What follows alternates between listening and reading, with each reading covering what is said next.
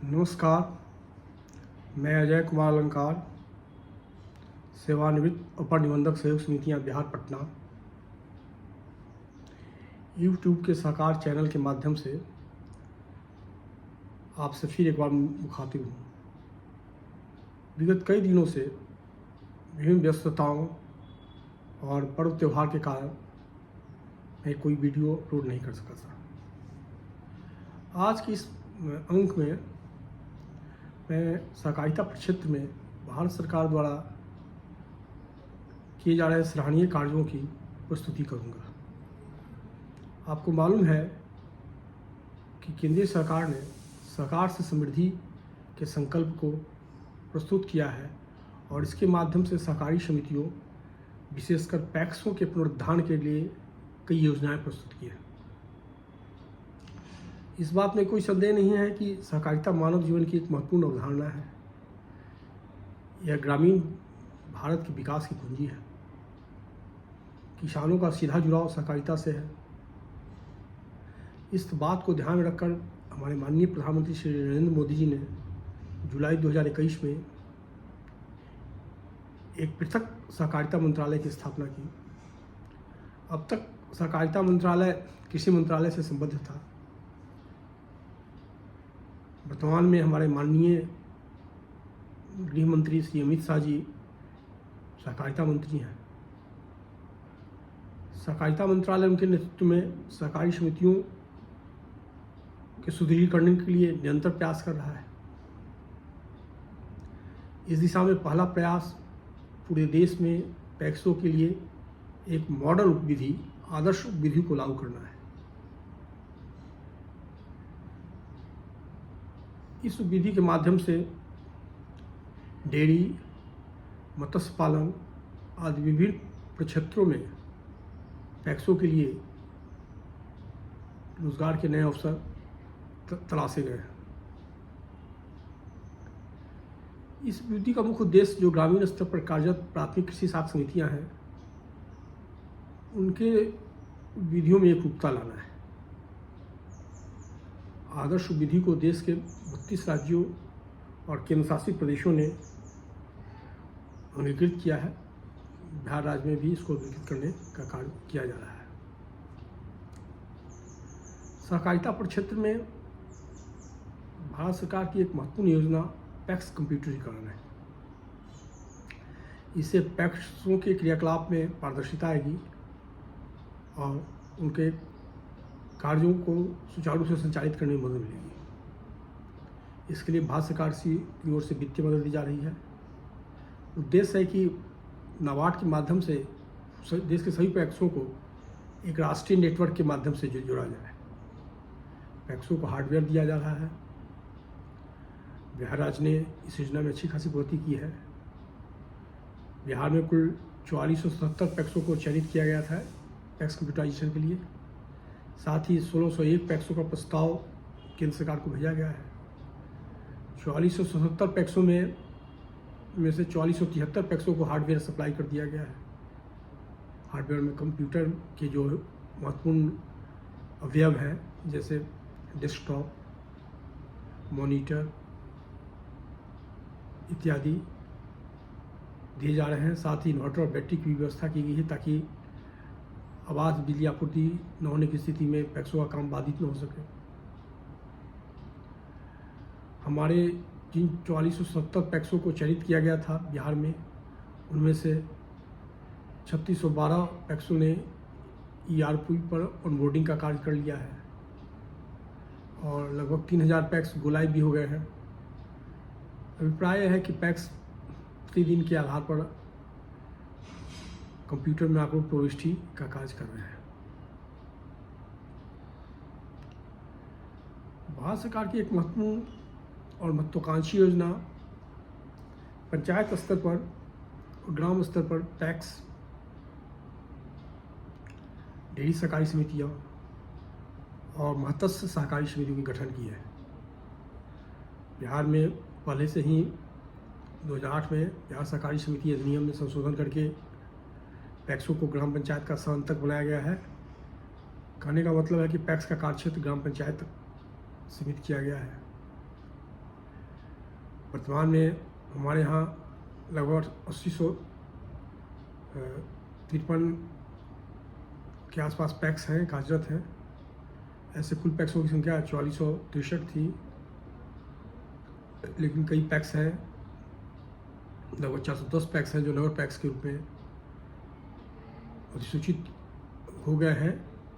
उनकी विधियों में संशोधन किया जाना है, निबंधन का कार्य किया जाना है। इसी तरह से मत्स्य सहकारी समिति के संबंध में हमारे यहाँ 2010 में बिहार सहकारी समिति अधिनियम में संशोधन करके मत्स्य सहकारी समितियों का कार्यक्षेत्र प्रखंड स्तर तक सीमित किया गया और प्रत्येक प्रखंड में एक मत्स्यजीवी सहकारी समिति होने का प्रावधान किया गया। इस परिस्थिति में मत्स्यजीवी सहकारी समितियों को हम ग्राम स्तर पर या पंचायत स्तर पर नहीं ले जा सकते हैं। जलकर की भी उतनी ज़्यादा उपलब्धता यहाँ नहीं है, इस बात को इनको मानना चाहिए। हाँ, डेयरी सहकारी समितियों को हम पंचायत स्तर पर गाँव स्तर पर ले जा सकते हैं और इस दिशा में कम्फेड प्रयासरत भी है। कम्फेड के एमडी को अपर निबंधन की शक्तियाँ प्राप्त है, जिसके माध्यम से वे डेयरी सहकारी समितियों के विकास का कार्य कर रहे हैं। पैक्सों को लेकर महत्वपूर्ण योजना है विश्व की सबसे बड़ी विकेंद्रीकृत अन्न भंडारण योजना। इस योजना के अंतर्गत पैक्सों में गोदाम निर्माण, प्रसंस्करण इकाइयाँ, कस्टम हायरिंग सेंटर और पीडीएस की दुकान संचालित करने का प्रावधान रखा गया है। देश के विभिन्न राज्यों ने इस योजना को स्वीकार किया है और माननीय प्रधानमंत्री द्वारा भारत मंडपम में देश में निर्मित विकेंद्रीकृत अन्न भंडारण योजना के अंतर्गत कई पैक्सों में गोदाम का उद्घाटन भी किया गया है और आधारशिला भी रखी गई है। साथ ही लगभग 2000 नए पैक्सों को चिन्हित भी किया गया है।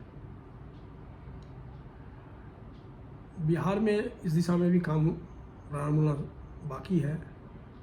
बिहार में एक अलग राज्य योजना के अंतर्गत अन्न भंडारण के लिए गोदाम निर्माण की अलग योजना है पैक्सों और व्यापार मंडल में। इस योजना के अंतर्गत 200 MT, 500 MT और 1000 MT के गोदामों का निर्माण किया गया है और लगभग 15,67,000 मीट्रिक टन क्षमता का भंडारण की क्षमता का सृजन किया गया है। 2,36,000 MT के गोदाम निर्माण की प्रक्रिया जारी है और इस योजना की एक महत्वपूर्ण विशेषता यह है कि इसमें 50% ऋण है और 50% चक्रीय पूंजी है।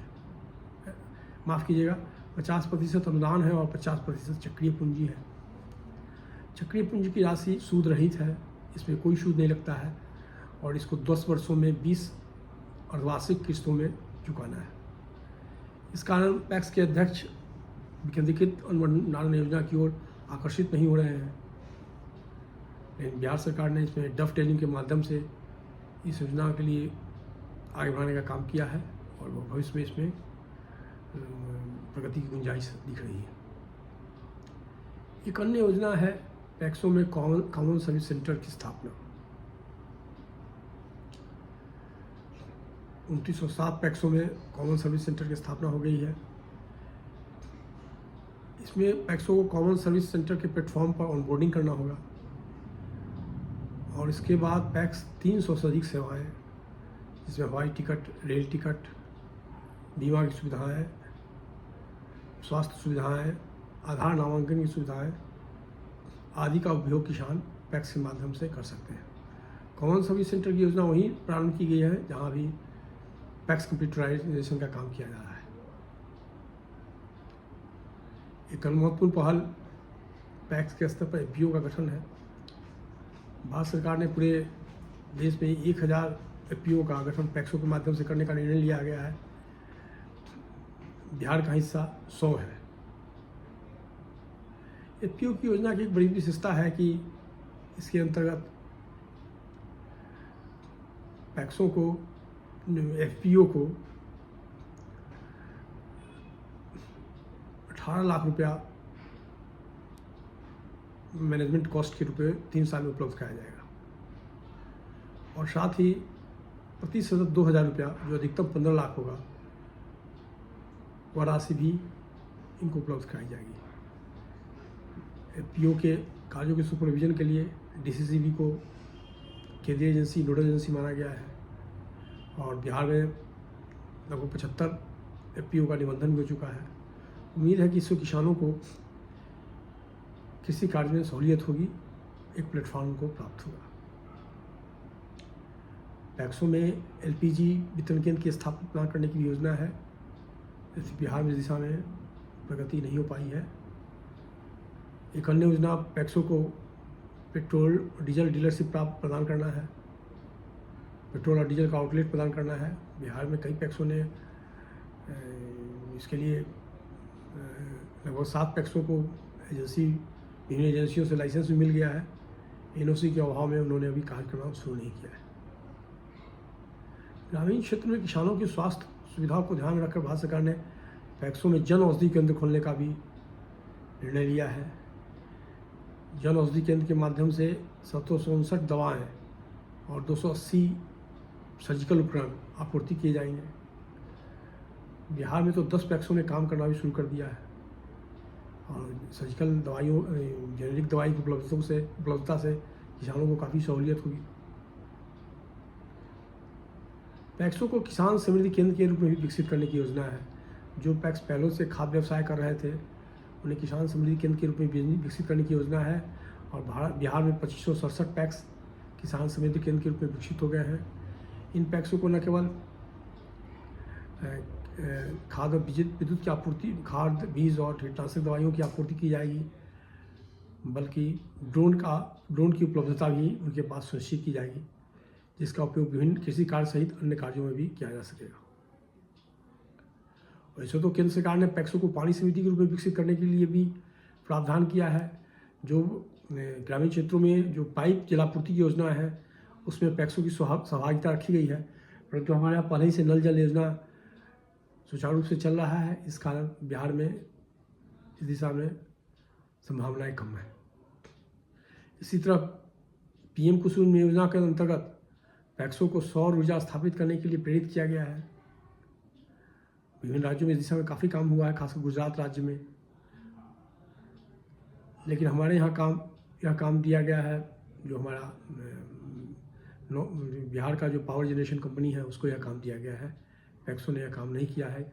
इसके अंतर्गत किसानों के लिए सौर उपकरण की उपलब्धता सुनिश्चित की जाएगी और उनके पंपिंग सेटों को सौर ऊर्जा से चलाने का कार्य किया जाना है। सरकार की केंद्र सरकार की एक महत्वपूर्ण पहल है कि 3 बहुराज्यीय सहकारी समितियों का गठन। इसमें एक है भारतीय बीज सहकारी समिति लिमिटेड। इसका सदस्य प्राथमिक कृषि साख समिति से लेकर जिला केंद्रीय सहकारी समिति और राज्य स्तरीय सहकारी समिति और राष्ट्रीय स्तरीय सहकारी समिति हो सकती है इसका सदस्य। इससे माध्यम से किसानों को ब्रांडेड बीज की उपलब्ध कराने का प्रयास किया जा रहा है, या बीजों का उत्पादन करेगा, उसका मार्केटिंग करेगा। हमारे यहाँ बहुत सारे पैक्सों ने, लगभग 268 से अधिक पैक्सों ने इस बीज सहकारी समिति की सदस्यता ग्रहण की है। इसी तरह एक सहकारी ऑर्गेनिक समिति लिमिटेड का भी गठन किया गया है राष्ट्रीय स्तर पर। 247 पैक्सों ने इसकी सदस्यता ग्रहण की है। इसका उद्देश्य ऑर्गेनिक खेती को बढ़ावा देना और उसके उत्पादन की मार्केटिंग करना है। एक सबसे महत्वपूर्ण कार्य राष्ट्रीय सहकारी निर्यात समिति लिमिटेड का गठन करना है। लगभग 159 पैक्सों ने इसकी सदस्यता ग्रहण की है बिहार में। इसका कार्य कृषि जन्य उत्पादों को, किसानों के उत्पादन को, निर्यात को बढ़ावा देना है। इतना ही नहीं, पैक्सों को NCCF national cooperative consumer federation और नाफेड की सदस्यता ग्रहण करने के लिए प्रेरित किया जा रहा है। हमारे यहाँ 162 पैक्सों ने NCCF की सदस्यता ग्रहण की है और यह NCCF मक्का खरीद के काम करने वाला है बिहार में। इसको यह दायित्व सौंपा गया है विगत मौसम से। इसी तरह नाफेड की सदस्यता भी बहुत सारे पैक्सों ने ग्रहण की है। 534 नाफेड की सदस्यता बहुत सारे व्यापार मंडल ने ग्रहण किया है। 534 व्यापार मंडल है हमारे यहाँ और लगभग 68,729 किसानों ने भी नाफेड के साइट पर अपना रजिस्ट्रेशन कराया है।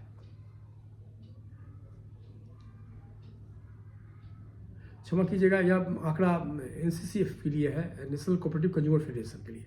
नेशनल कोऑपरेटिव कंज्यूमर फेडरेशन के पोर्टल पर 162 पैक्सों, 534 व्यापार मंडल और लगभग 68,729 कृषकों ने अपना निबंधन कराया है। पैक्सको और कृषकों को नेफेड की सदस्यता भी ग्रहण करने के लिए प्रेरित किया जा रहा है। अब मैं एक और महत्वपूर्ण योजना है भारत सरकार की, इसकी ओर आता हूँ। भारत सरकार की योजना जो गुजरात के पंचमहल और बनासकांठा जिले में पायलट परियोजना के रूप में शुरू की गई है, इसके अंतर्गत कृषि जिला केंद्रीय सहकारी बैंक ने जिला केंद्रीय सहकारी बैंक बनासकांठा और पंचमहल ने डेयरी सहकारी समितियों और मत्स्य पालन सहकारी समितियों आदियों को किसान सहकारी मित्र का दर्जा दिया है और उन्हें माइक्रो ATM की सुविधा उपलब्ध कराई है, ताकि वे घर जाकर किसानों को, सदस्यों को बैंकिंग की सुविधा उपलब्ध करा सकें। इतना ही नहीं,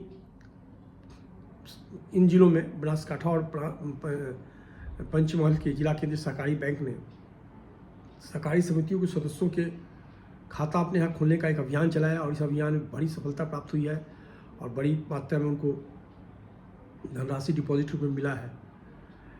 इन सदस्यों को जिन्होंने खाता खोला है, रुपए कार्ड उपलब्ध कराया जा रहा है, रुपए किसान क्रेडिट कार्ड, जिससे वे कृषि ऋण प्राप्त कर सकेंगे, वन अन्य कार्य भी कर सकते हैं रुपए किसान क्रेडिट के माध्यम से।